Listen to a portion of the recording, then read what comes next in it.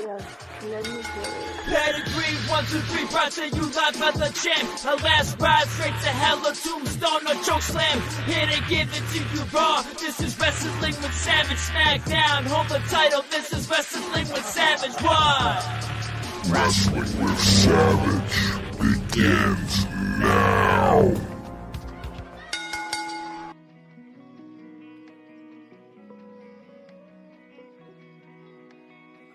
What's going on, everybody? Welcome to Wrestling with Savage. This is going to be episode 63. We're going to get into the NXT 2.0 results. Tonight, NXT opens up showing us the relationship between Roxanne Perez and Cora Jade, and of course, the assault from the parking lot last week, and of course, the whole Cora Jade heel turn. This is what I thought was going to kick off NXT from the looks of the video package, but no, instead, they ring the bell, and we're going to get to see Cameron Grimes kick off NXT. He is still talking about going to the moon. Wade Barrett says, I never hosted my own little pity party. Now we're going to see JD McDonough, the Irish ace, make his way to the ring. JD McDonough versus Cameron Grimes, which is a pretty exciting opening match for a Tuesday night. Match starts off with both men exchanging shots. Now Grimes with a big kick and another kick that sends JD to the mat real stiff. Now Grimes has JD in the corner and nails him with another stiff kick to the chest. Now clubbing blows from behind, a forearm to the face, followed by the intense Irish whip to the Irish ace. JD tries to target the left leg for a moment with some precise kicks, but Grimes shutting him down with stiff forearms, another stiff Irish whip that JD counters, but Grimes with another boot to JD's face. From all the abuse I'm seeing right now, I feel like JD is about to win this match. Not right away, but after he's going to have his spots, because Grimes is just off to way too much of a strong start right now to keep this up for the whole match. At the end, we see Grimes now land a spinning senton attack of some kind that he, does some kind of crap. I didn't like it too much. But then we see JD go off, do like a springboard move that sets it up. It's the first time I've ever seen anything like this. He does like a springboard drop trip where he like holds on to the ropes, sends himself into the ring in like a drop kick motion, uses his legs to tie up Grimes, trip him, and then he just does another beautiful spinning attack off the springboard. Just jumps right off the top rope, does a nice 540 spin, uses his body to just attack Grimes. And then, like I said, it was set up with the first time ever that springboard drop trip that I saw. It was pretty nice. It looked really good. Now we see JD with an ankle lock, but Grimes quickly fights his way out. Now going to the top rope, Grimes is hit with a big crossbody, as now we see Joe Gacy in the stands as we go picture to picture. So Joe Gacy's trying to interject himself, obviously, into Cameron Grimes' life for some reason. I see Grimes clearly call out a spot to JD, setting up JD for the drop kick to the shin, taking Grimes out. Now we see JD squeezing Grimes by the neck. That didn't look too good. Grimes tries to fight out. Kick to the stomach by JD and a boot to the chest. Grimes tries to fight, but JD was just targeting that left leg with various moves, stomps. Now we get a cover, a kick out from Grimes. Now I catch Grimes call for another spot for a knee to the midsection that sets up a suplex attempt from Cameron Grimes, which is countered by McDonough when he drags Grimes by the same targeted leg and slams it across the ring post. Now a shoulder block to that left leg and more non-stop vicious attacks and ruthless moves. Now a Boston Crab on Grimes. Moments later, Grimes got in control somehow with the nasty spinning Uranagi.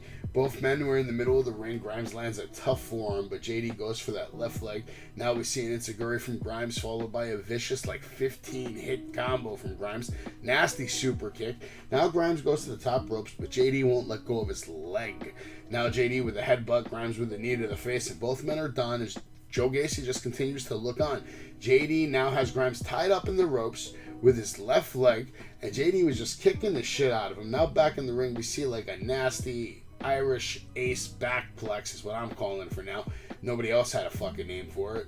Very nicely done. Big time clean win by JD over Grimes, especially for his debut match. I gave the match a 3.5. Could have been higher if I did not see Grimes call so many obvious spots. The spot calling was just super obvious in a lot of the different parts of this match. And I hate when I see that because it just means it's an on-the-spot match. It looked like NXT was live tonight for the first time in a long time. So, you know, they knew they were going to fight from last week. So why they have to call spots? You know, they had one full week to go over the match. Matches are so much better when they're just like choreographed early on. You know, even if you have a 10-15 minute match, these guys, I think they had like a 20-25 minute match. This match did kill a good chunk of time in the ring. I was expecting more out of it though, but they're really setting up some kind of Grimes storyline where he's going to defect with Joe Gacy. I think that's where they're headed with that. Next, we get a promo from Nikita Lyons talking shit about the Battle Royal that we're going to see later in the night. Now we see Cora Jade walking in the back holding that tag team title. We get the promo from Tiffany Stratton. She's talking shit. We get the segment. Now Cora Jade makes her way to the ring. Cora talking about what the fans used to say about her. She said she wanted to take her best friend along for the ride. I got Roxanne in the door, but from day one, your attention goes from Roxanne to, you know, from me to Roxanne. All of a sudden, she's the now breakout star. Everything's going to be perfect, right? After how many failed attempts, I finally found the perfect partner, and at the Great American Bash, we became tag team champions. We were on cloud 9, but not 30 minutes later, Roxanne decides she wants to cash in her contract and beat Mandy for the NXT Women's Championship. She's saying, what the hell was she thinking? I want to make, you know, these tag team titles the most important titles, but your mind is on trying to beat Mandy Rose. So I guess that kind of explains the storyline a little bit, but it's still stupid because if it's your friend, you're gonna have her back, and no matter what. She tells the fans to go to hell. Roxanne used me. She's a selfish bitch. Felt so good when I hit her with that title. Her face was like a puppy dog. It was priceless. Roxanne ain't here tonight though. She's not cleared to compete because she has a broken heart. Says no one will stand in her way for tonight's Battle Royale. This title means nothing to me now. True generation of Jade. I'm wired differently. She throws him in the garbage can. She tries to pull off like an Alexa Blaze kind of move. And I'm not a big fan of that because we've seen it before. So all you're doing is just showing it to a younger generation. And, you know, you're not the first one to do it. And you know, if you wanted to make it real, then walk over to where the fucking garbage can actually is. Don't have it magically placed there like you're going to just, you know, you have it all set up. You know you're going to do it. You know, make it more like spontaneous, you know. They might have well has made it a segment in the locker room where she just like throws it in the trash before she even goes to the ring. You know, it means less when that garbage can's already in the middle of the ring, because at least to an intelligent viewer, you know, they know already that this isn't a spur of the moment thing. You know, you had this plan the whole time, and whatever. That's the way she wanted to do it, I guess. It is what it is. I'm not going to rate that shit, though. Now we get an interview from Zion Quinn. He says, good for Cora. Quinn says it's not a we business, it's a me business, which, you know, is a good fucking point. It wasn't great last night. Oh, no, I'm sorry. He says it was great last week destroying Apollo Crews, you know, setting them up for the loss. It's funny how Apollo can see the future, but he didn't see that coming. Guy couldn't cut it in the big leagues. Not everyone has the X Factor like me. Next week, the X Factor will be on full display. So let's see if Quinn can back up that talk. I expect him to take a loss next week to Apollo. I don't think Apollo came here just to take losses, especially because of some scrub like Zion Quinn. Zion Quinn hasn't shown me anything in the 4 months I've been watching him. I'm still waiting for him to show me something impressive in the ring. On the mic, he's impressive. He can talk for sure, but in the ring, he doesn't do much. Doesn't really get the chance to wrestle. We'll see what happens as time goes on. Next, we get a promo from Indy Hartwell. Says, you know, slips and slides, highs and lows. Recent history proves I've made the right choices. Only one woman will face Mandy Rose for her title, and that woman will be me. More shit talk. Now we get a match between Roderick Strong versus Damon Kemp, and this was probably the best match of the night, to be honest. Strong requested everyone stay in the locker room for this one. Kemp and Roderick locking up, having some really solid wrestling sequences going on right now, exchanging holds, headlocks, arm bars, wrist locks, hammer locks, side headlock, takedown after takedown, counter after counter, wrestling and more wrestling and more wrestling, and I fucking like it. Now finally we see Roderick send Damon off with an Irish whip.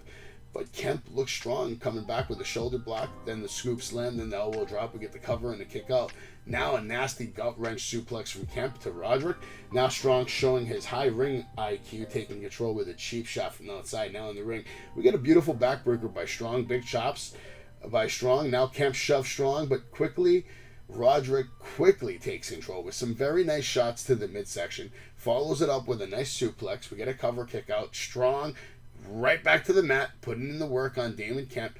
Now we see Tony D says, "These diamonds of yours," he's on the Tron behind him, says, "These diamonds of yours, they're not shining so bright anymore. The only thing that is forever is Tony D." And I actually thought this was a pretty good promo by Tony D, because it was a spur of the moment. We didn't expect it. It was in the middle of a match, and you're setting up a feud, you're setting up a storyline. Come on, let's go. They walk away, and then we get back to the match. Strong and Kemp see this on the screen. Kemp tries to leave the ring to go back and help, but Strong just stops him, hits him with a rising knee, gets the pin, 1, 2, 3, which was pretty fucked up. But, I guess he's trying to teach the kid a lesson, don't take your mind off the ball. You got a match here. I'm your opponent right now, not, that shit don't matter.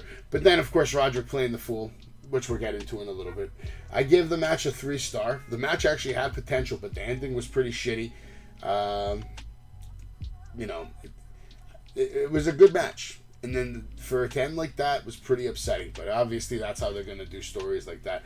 Now we get the promo from Pretty Deadly. Wow, boy, they have their chest hair out right now. I have to, they were talking about aftershave they have to get, because those titles probably smell like garbage now, because they're going to fight for the UK tag team titles against Briggs and Jensen. They're coming down to the ring with Henley. It was a big night for all of us, they say. First title defense, and Henley going to win that battle royale. We coming in tonight full of piss and vinegar. This is Briggs and Jensen now talking. They say, "Tonight you're in for an old-fashioned country ass whooping." Back from break, we see Strong. He's talking to the Diamond Mine, telling him, "Hey, we got jumped." Rod says, "Doesn't matter how many there were, man." And they were just, "We got jumped, bro. What do you mean it was 3? It doesn't matter how many there were. You got to beat them up, man. You got to beat them up. You're the Diamond Mine. Yeah, you got to be strong, blah, blah, blah.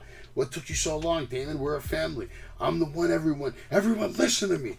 Tony D started this, but we're going to finish it, damn it." All right, so Strong actually had better work tonight than he has had in the last couple of weeks. I actually thought he was funny tonight. It looked like he was actually finally getting into the storyline. We'll see how long that lasts, or if he really wants to leave NXT. Next, we get a match between Pretty Deadly versus Briggs and Jensen. They're coming down with Henley. Wade Barrett says, 2 extras from my favorite cowboy movie, Brokeback Mountain. I guess talking about Pretty Deadly, that's pretty fucked up. The best part of this match, honestly, is when Prince hit Henley and knocked her out of the ring. This whole thing was a fucking clown show, a circus act. Complete travesty to professional wrestling. Pretty Deadly got in control mid-match. We see all kinds of bullshit. We see Pretty Deadly with the worst crossface submission attempt I've ever fucking seen in my life.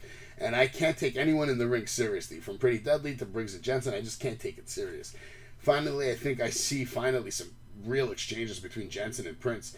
Now Prince with a cover, kick out, and I really couldn't believe how much time this match was actually getting. It looks like we're going, like I said earlier, we're back to live. NXT's finally back to live on TV, which is always a good fucking thing. Briggs finally gets the tag. We see him come in, clean house. He goes off with some decent offense, hits a pretty shitty clothesline, and then gets hit with a stiff crossbody. Now Briggs with the backslide pin attempt, but nope.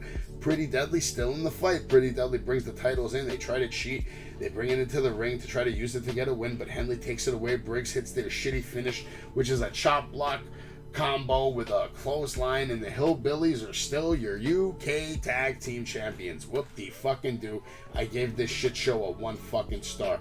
After this, we get a promo from Joe Gacy. "You have sat under my tree, surrender yourself, my teachings tore down your egos, and built yourself as pillars of inclusion. Under my guidance, you will emerge. But before you do, know there is no going back. Do you accept this fate?" We see these Jagger Reed and Jagger Reed, yeah, right, that was the names they named them. He named them. They took off their fucking masks. We gotta finally see a look at the dyads or duids or whatever the fuck they're calling themselves. I think it's the dyads. He didn't even mention their tag name. He just made them take off their hoods, and then you see their face. They say, "We see Jaeger Reed and Rip Fowler. Your past will stay where it belongs, which is behind you. They say we have found redemption and finally will be recognized." So not only did they take off their hoods and masks, but they actually talked. Gacy goes on to say many more will join because there's plenty of shade under the Schism's tree. Welcome home, Jack and Rip. We now see Braun coming into the ring outside the parking lot. He's looking for JD McDonough, who attacked him last week. Now we get an interview with Wesley. On this journey to find myself around here, I hit roadblocks. First and foremost, Grayson Waller blaming me why he is not the NXT North American champion. Grayson ain't as bad as he thinks he is. On a search for the Irish ace, I know who you are. Braun Breaker finally makes his way to the ring. He says, I know who you are. I know you're the Irish ace. I know you're like that NXT UK top guy. I know you're like a surgeon in the ring. You wanted my attention and you got it. And you're going to pay for what you did to me. JD on the Tron now says, we have not had the chance to formally meet. How's that shoulder holding up? Braun says it's fine. Why don't you come to the ring and find out for yourself? JD tells him, hey, you're so predictable. You faced them all, loads of competitors, and that's the difference between them and me. They competed against you, but me, I'm going to dissect you. JD's going over the shoulder, talking about the 8 joints in the shoulder. He says, Grimes hurt you, but I'm going to disable you. I know exactly how to tear the tendon in the bone. He has a dummy there. He has a marker. He's literally sitting there marking all the joints in the shoulder, trying to get in Braun's head. Braun says, I'm going to fight your pain. And then he says, of course you would do that. Of course you would fight the pain. But that only works for so much. Eventually, the trauma the human brain can go through, it's only so much before it shuts off. You need to ask yourself, are you willing to risk your health? Braun says one day you're going to have to be in the ring and face me. You can't find your balls. Take them from that mannequin over there. JD says, not today. JD says, your future changed the Great American Bash, but you just don't know it yet. He said, fine, rip off my shoulder, but then I'm going to take it back and beat you over the head with it. I actually thought this was a good promo from both guys. Braun Breaker was really good, quick on the comebacks, no mistakes, no stutters, clear, concise shit talking. And JD, he's a little different. He's trying to have that methodical, psychological effect on you. So we'll see how that plays out for him. I don't see Braun Breaker losing anytime soon. And I don't think JD McDonough is going to be the guy that's going to take the title off him. But I guess we're going to have to wait and see. Now we get a video interview of Solo walking outside of SmackDown. We see Von Wagner attack him, slam him against the steel fence. I just put the street champ on his ass, says Wagner. So last week they had a big Godzilla versus King Kong kind of fight outside the whole thing arena. And now they do another one, except this time Solo Sikoa is visiting his cousins at SmackDown. We'll see where this goes. It's probably going to lead to some kind of big match. Who's going to go up first, though? I'm going to leave it in the comments. Who do you think is going to go up first? Solo Sikoa or Von Wagner? Who's making that trip up to SmackDown first? Next, we get another interview with the Diamond Mine. Crew Brothers say you can't get it anytime. You can get it anytime you want, Tony D. Anytime, any day. They tripped us, and look, we're already back on our feet. Diamond Mine is a family. Roger Strong says, take off that stupid hat, Tony, and take a good look. This is the strongest family in NXT, Tony. And, Tony, you got 2 choices. Take the challenge and we beat your ass, or deny the challenge and we beat your ass anyway. The choice is yours. Next up on NXT, I was a little excited for this just to see what it was going to be. We get the debut of a new wrestler called Axiom, who thinks he's a superhero. Lets us know there's no problem that can't be solved without some kind of mathematical equation or solution. We get the debut of Axiom. He's going to take on Dante Chen. Now, I don't know if this was the debut of Dante Chen, but this was the first time I seen Dante Chen. Axiom is getting the special treatment, the camera effects, the lights, the show, the glow. And it looks kind of cool. Takes off his jacket. He has a Ray Phoenix kind of vibe. He's going against Dante Chen. Everything can be broken down mathematically, they tell us. Axiom goes for a shitty twist kick. Dante dodged. Now he has a headlock. And this Dante Chen guy has a Stone Cold knee brace on, so he's getting points for that automatically. Axiom with a nice drop kick and a follow-up, and Seguri actually showing some wrestling skills. Switch hammerlocks, arm drag, nice diving roll-up into the pin from the apron. Dante with a stiff shot to the head and a really nice backbreaker to Axiom. A cover kick out from Axiom. Dante Chen with some nice shots to the back, bouncing Axiom off the ropes. Now goes for another kick. Another slide from Axiom, who counters with a nice tornado DDT. Now both men exchanging shots middle of the ring. We get a very nice Pele kick where Axiom actually pile drivered himself somehow. This looked crazy. It was probably the botch of the night. I don't know what he was going for, but I hope he's okay. I hope he didn't get hurt. He gets the kick up from the apron, now top rope, lands the big crossbody, and now hits this crazy, I'll admit it, his finisher looked fucking crazy. He ran full speed, did a super leaping, heavy duty drop kick that looked real good, real stiff. Picks up the clean 1, 2, 3. I actually gave this match a 3.5 stars. It was really good. It was almost the match of the night, but I thought the Roderick and the Kent match just had more of traditional wrestling in it, and it felt better. Next, we get a promo from Lash Legend, tells us the best woman NXT has to offer, about to be in the ring, the top 20, but you're looking at the number 1. As easy as 2 snaps and a clap, and that firehead, I'll see you in the Battle Royale. Of course, she's talking about Alba Fire. They have some beef. Now we get a video earlier today. We see Giovanni Vinci, a female fan, asks to take a picture, with him. But he says, sure, I'll take a picture. He takes the phone from her, takes a picture of himself. I thought that was a great touch. He gives it back to her. She's like, no, I wanted one with you. He's like, no, that's not possible. Everybody wants to be a picture with Giovanni Vinci. Just be happy you have a picture of me. Now we see Chase U showing up to the show. They're blocking Giovanni's beautiful car. Vincey's telling them to move the hell out of the way. He's like, I gotta get out of here. Who's gonna move the bus? Who's moving the bus? Who's moving the bus? So obviously Andre Chase is gonna have some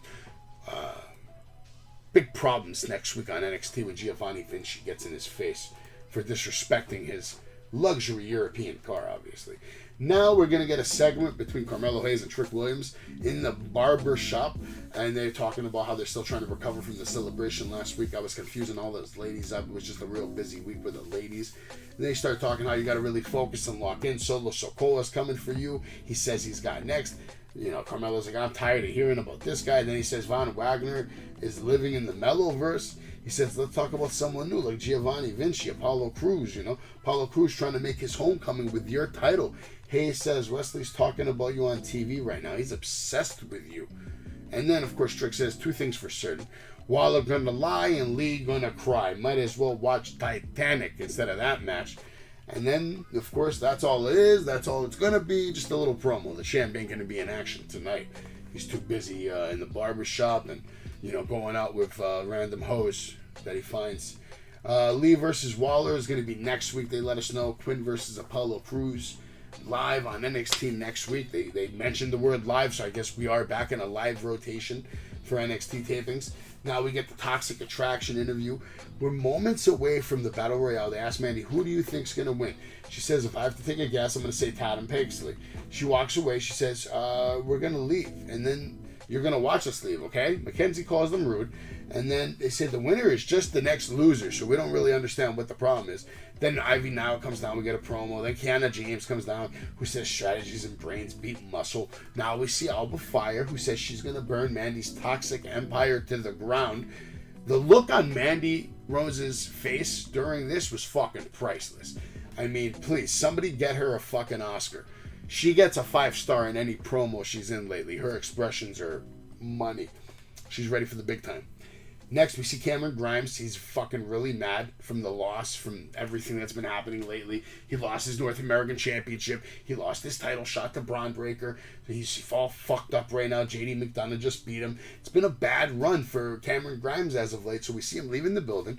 And, of course, as he's leaving, they're trying to interview him, and he keeps saying, not now, not now, not now. Gacy then confronts him. Joe Gacy comes up to him, tries to offer him a spot under the shade of the schism.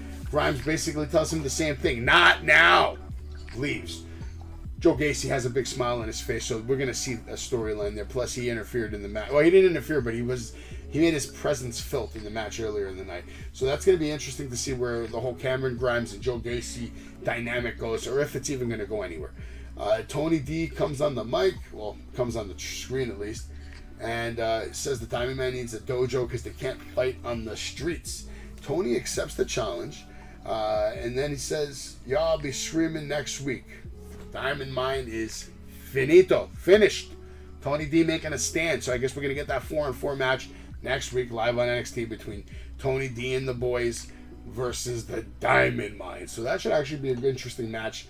I'd love to see how Tony D is going to be in the ring with, other really talented guys. Roderick Strong is a great worker, so I'd love to see what they're going to do together. Next, it's the main event. We're going to have the Women's Battle Royale.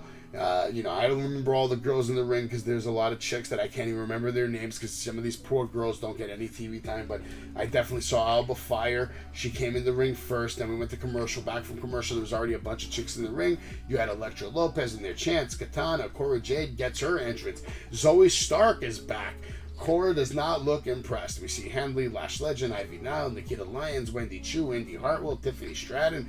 We see a bunch of shit. We see Ivy Nile chasing Corey Jade, completely out of the arena.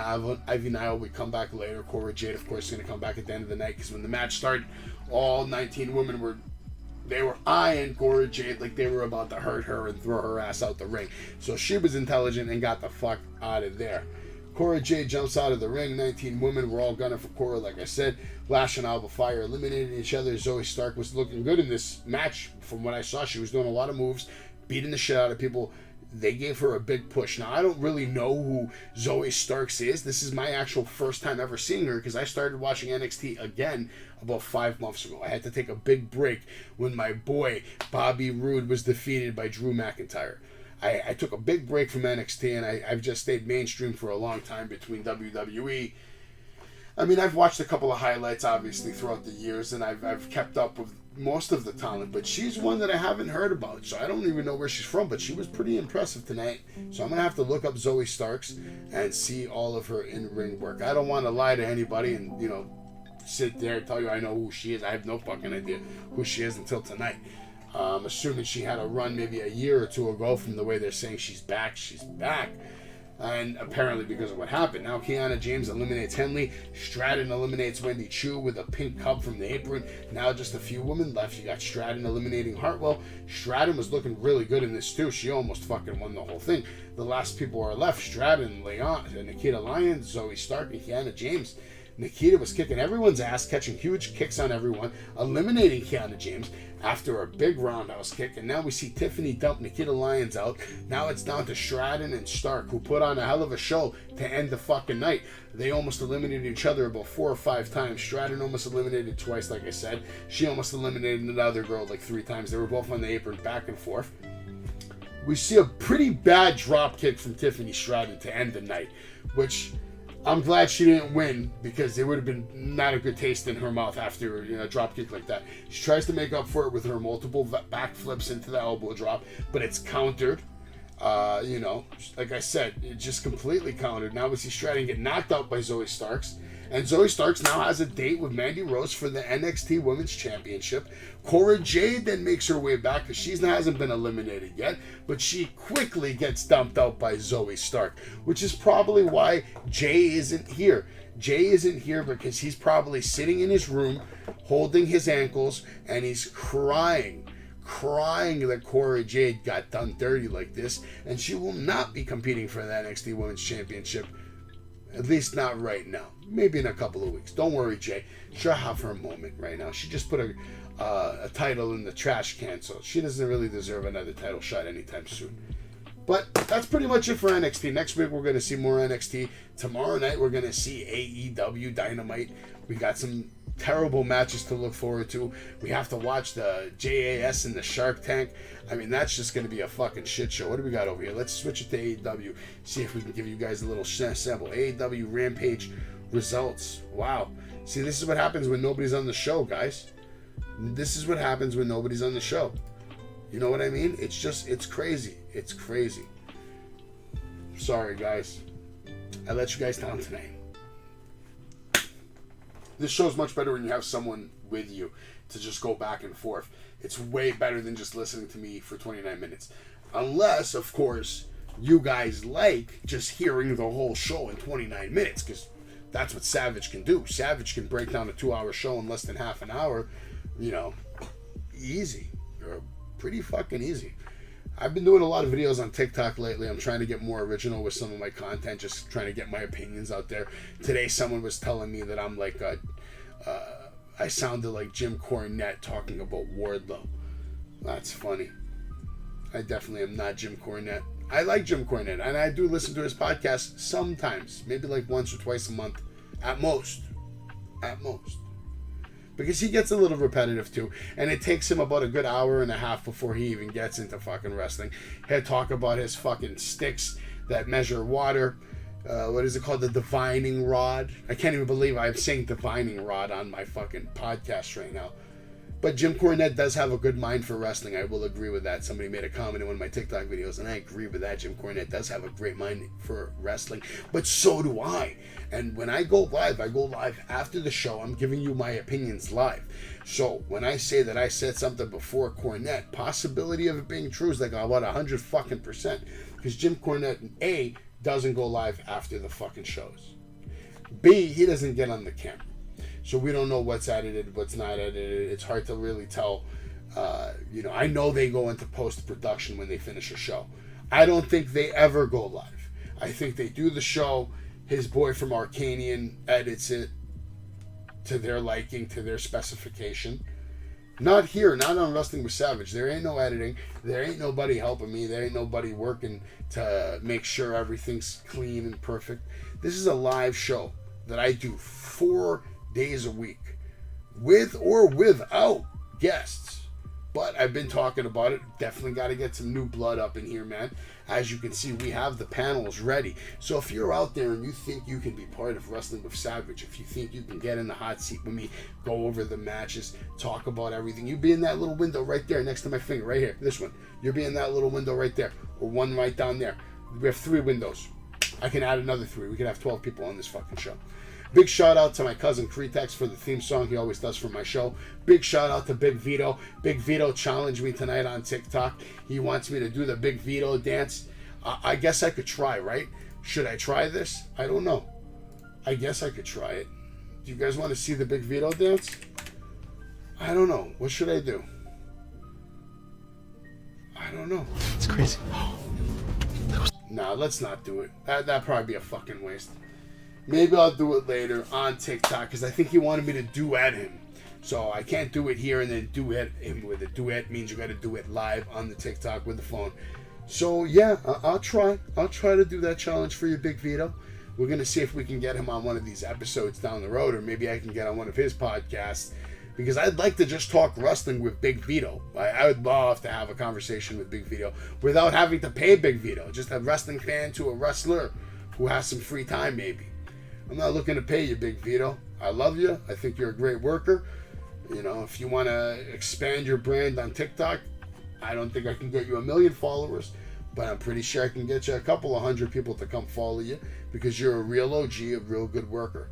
So if you ever catch this show, we'd love to have you on here one night talking wrestling. I wonder what Big Vito watches, though. Guess we'll have to ask him when we talk to him.